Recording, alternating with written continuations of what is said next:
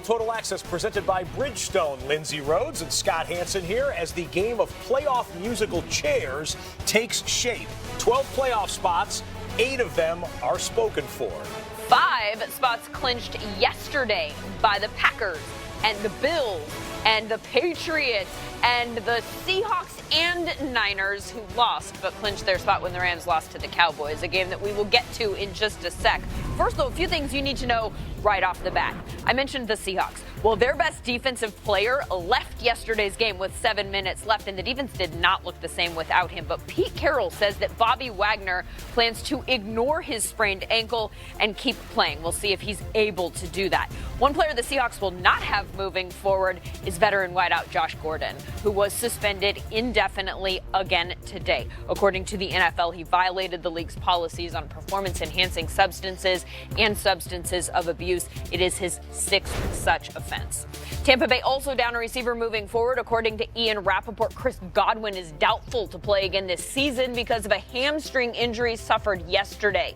Mike Evans, also out with a hamstring injury suffered last week. Dalvin Cook hurt his shoulder yesterday and did not return for the Vikings, but according to Mike Zimmer, we could see him next Monday against the Packers. He says the injury is one that Cook could play through and that it, quote, feels good today. You know who else feels good today? Every single person associated with the Cowboys who overcame a supremely weird start to their game against the Rams yesterday. A coin toss misunderstanding that almost gave the Rams the ball first in both halves. League straightened it out. Cowboys got the ball first in the second half, but by then they already had a comfortable lead thanks to Dak Prescott's 2 first-half touchdowns. This one to Tavon Austin, his first through the air this season. Also got monster games out of Tony Pollard and Ezekiel Elliott, both of whom went over 100 on the ground. Witten was out there making one-handed grabs. Defense played great. Sean Lee getting sacks. Happy cutaways of the owner's box. Essentially a night and day performance from what we saw out of the Cowboys last week. Really proud because that does renew the team's confidence in its work, and we have all the respect in the world for the Rams. You know we do. Almost this time last year, they taught us a lesson in the running game, and we know they're well coached and a good team. So this one was richly deserved and came along at a good time for us. So they are right there with the Eagles for the NFC East lead, tied at 7-7 and playing one another this week. And all of a sudden, that's looking like a pretty good game. Not just an important game. Willie McGinnis, LaDainian Tomlinson, where has this Cowboys squad been? I don't know, man, but I'm excited. And I'm inspired by what I've seen from the Cowboys, a well-balanced game on both sides of the ball. The defense stepped up. The offense, they did everything you wanted them to do. This is the Cowboys that you talked about early on in the season that could possibly go to the Super Bowl, and I was excited to see it. And when you watch the tape, you look at some of the plays that happened. They did it in a lot of different ways. So here's one play right here. Dak had been rolling out all day long, and the defensive end, Clay, he's thinking it's another rollout pass. He's going to go up and he's going to knock Dak out, right? Nope. It's a handoff to Zeke. They fed Zeke in a lot of different ways, really creative by Kellen Moore. And then on defensive side of the ball, we saw the blitzing. We saw the aggressiveness. This is the 3D coverage right here. That's Jordan Lewis in the slot. They're going to run a game, a TE game down there with the defensive lineman. Delay blitz, him coming, we call this a Cobra blitz. He's going to let the game happen. He's going to find the lane. He's going to come in, and he's going to sack Jared Goff. They did a lot of things like this, and then guess what? Well, my man Jason Witten is getting involved in the party. Oh, they're high-fiving him, by the way. I should point that out. They are making contact. He made contact. They did make contact. But when this man makes contact with one-handed catches, you know things are going well. Jason Witten touched the ball. Zeke, Pollard, everybody contributed to this win. And if the Dallas Cowboys can keep this energy up and continue to play like this in every phase of the game, they will be dangerous in the playoffs. I agree, Willie. And Lindsey, you brought up the fact of the question of where have this team been. And I have a theory about this, okay? Oh, Dak Prescott, right? I mean, we know he's in his last year of his rookie deal, and he's looking for a contract. I believe the theory was prove that Dak Prescott can win games by himself, that we don't necessarily have to lean on the run game as much early on. I think that's what they were trying to do. Let's see what he can do. Okay, before we pay him. And so They have proven, I believe, that Dak Prescott can throw the ball. They're number 1 in total offense, number 2 in passing the football, and all those things. But the personnel, how this team is built, is to run the football with this offensive line. Guys, when they rush the football more than 30 times, they are 6-1. So that's the formula. We know that. Stick to the formula. When you do that, that helps the defense out. They stay off the field, and they're more energized to go rush the passer at the end of games. Well, so to your point, Zeke Elliott had 24 rushing attempts in this game. That's more than Dak had attempts passing. Yeah. Pollard, though, a game changer potentially for him. He is. 10.9 yards per carry. The two of them together, that's a pretty nice 1-2 punch, or it was yesterday. Where was the Rams running back in this one? Todd Gurley, 11 carries for 20 yards? Yeah, we've talked about this a little bit ad nauseum, right, about how Sean McVay, has been kind of leaving Todd Gurley on the sideline and not really using him. And this team is based around Todd Gurley. That stretch run zone, that's how they get this offense going with Todd Gurley. But when you don't give him the ball, that offense, just kind of flux and it looks stale. And so we've seen it again. Todd Gurley not getting the ball, and they struggle offensively. They become one-dimensional. When you're one-dimensional and just dropping back against a good team, they're coming to rush the passer. They're not worried about the run. They're going to rush the passer. But LT, he had 1 yard in his first 6 attempts. Wow. So couldn't you also say, well, I mean, you're not getting it done, and we're in a hole, so... I've had some rough games, like starting games. Just keep going at it. You just keep on going, and then eventually It's like the a shooter. breaks. Keep feeding them until they get hot. Absolutely. Keep shooting until you get hot. Shooters shoot. Well, whatever the problem was for LA, this was not good for them. In order to get into the playoffs now, they need the Vikings to lose out in order to have a shot. Obviously, they also have to win out, and we will see if they can do their part of that right here on NFL Network. On Saturday, it's the third of 3 games on NFL Network. That day, a special Saturday triple header that also features the Texans and the Bucks and the Bills and the Patriots. It all starts at 1 o'clock Eastern here on NFL Network. Did you just say Niners? How about the finish with their game with the Falcons yesterday? Matt Ryan and company, 8 seconds left. They need a touchdown to win the game. Ryan over the middle to his tight end, Austin Hooper. Touchdown, Falcons win the game. Wait a second. They review it after calling it a touchdown and said that the ball hit the ground and then he lost control.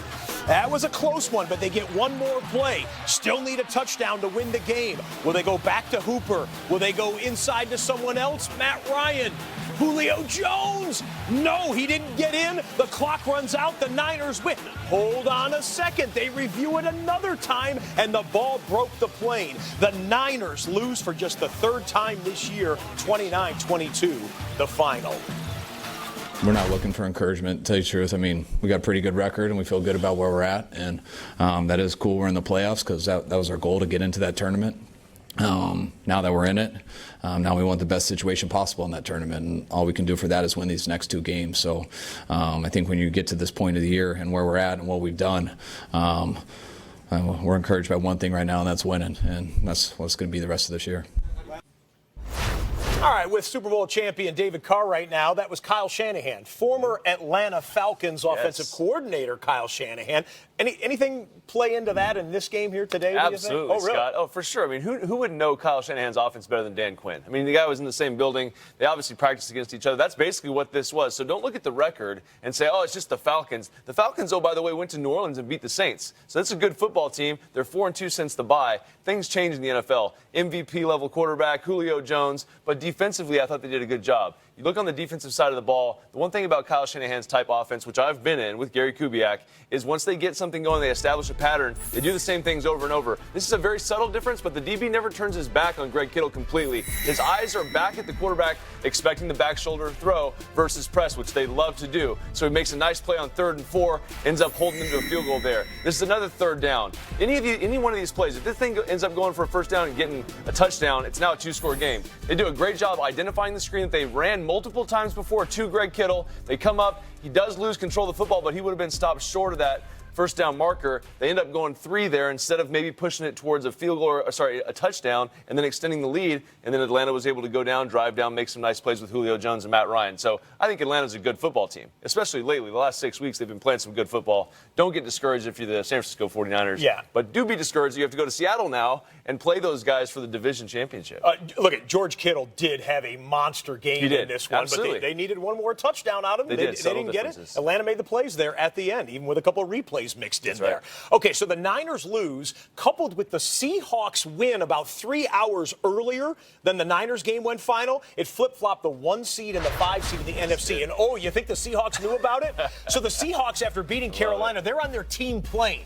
They're watching one of the doctors, one of the team doctors for the Seahawks had it on his phone, apparently. They go crazy on the plane when they find out that they have become the 1 seed, at least for right now. Seahawks would love to have the road to the NFC championship go through the Pacific Northwest at CenturyLink Field.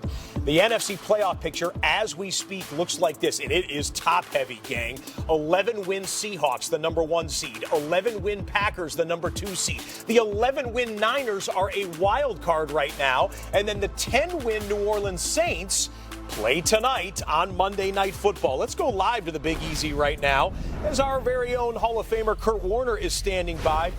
Kurt, the chance for the Saints to go to 11 wins and join that pack of 4 elite NFC teams happens here in less than an hour. Pick 2 of those teams. Tell us who's going to get the playoff buys in the NFC. Well, as you said, Scott, it is stacked up in the top. And when I look at this NFC, I say the 2 best teams, in my opinion, when healthy, are the San Francisco 49ers and the New Orleans Saints, and the matchup that we saw just a week ago that San Francisco was able to pull out. The only problem here is you've got the Green Bay Packers in the mix. I see this shaking out as a 3-way tie at the top. I believe San Francisco will have the number 1 seed, but due to tiebreakers, it's not going to be New Orleans, this team behind me, who I believe is the 2nd best team. It's going to be the Green Bay Packers with the number 2 seed. And now I don't know if they're as quite as good top to bottom or as elite in any one area, but the frozen tundra, Aaron Rodgers, going to be a tough out for anybody coming in there to try to beat Aaron Rodgers and company. Yeah, Lambeau Field will get one if that scenario plays out. They haven't clinched the division yet, but Lambeau Field will get at least one January home game there. Still more football to be played here in Week 15. The final game you're going to watch tonight, Saints and Colts. A thought on this one?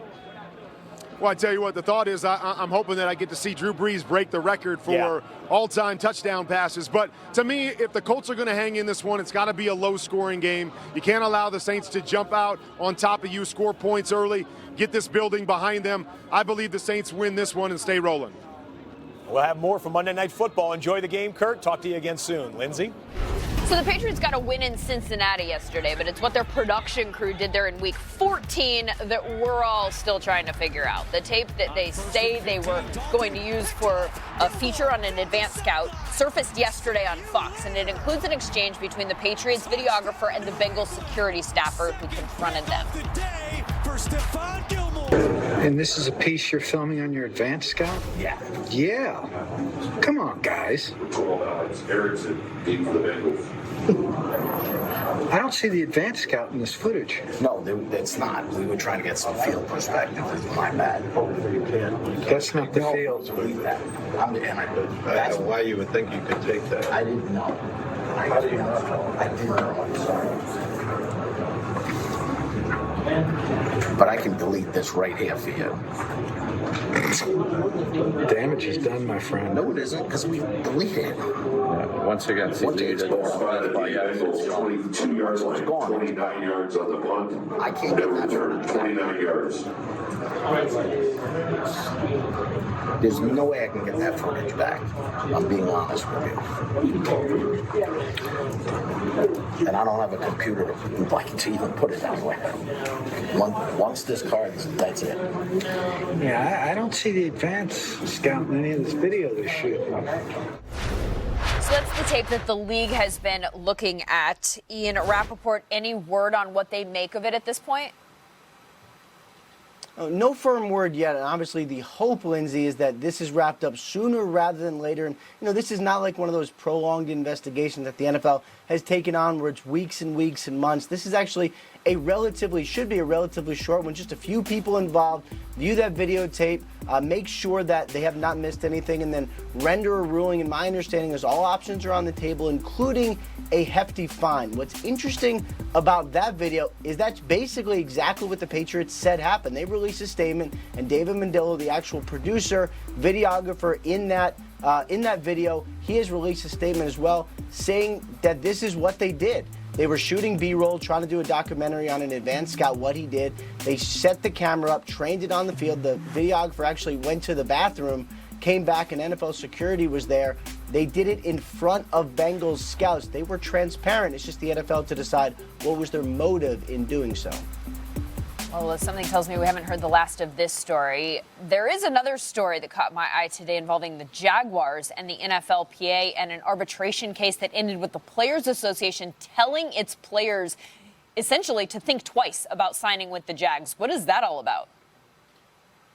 Well, this started a couple years back when Tom Coughlin and the Jacksonville Jaguars tried to institute a policy that made players do off-season rehab in the facility, and the contention from players was that this was not allowed. So they filed a grievance, and actually there was one player, turned out to be Dante Fowler, who was fined $700,000 for not rehabbing in the team facility. And the ruling basically states that you cannot require a player to be in the facility during the offseason. As one source points out, you can require them to rehab all year round. You just cannot force them to be in the city where the team is. And of course, with the NFLPA looking out for players, this is their job, to make sure the players have all the information.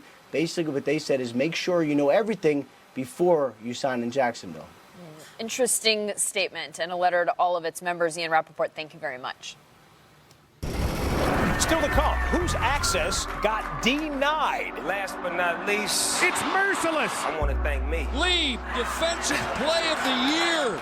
I want to thank me for believing in me. What a pick! I want to thank me for doing all this hard work. Picked up. I want to thank me for having no days off. Track by Snoop, smack by Smith. Oh, we waiting on Willie? Why the NFC is better than the AFC. Plus, they did it. Gilmore picks it off. Again. See you later. How the Pats continue to deceive with D. But first, our fans are better than your fans. Bills Mafia believes it. After the break, are they right? NFL Total Access.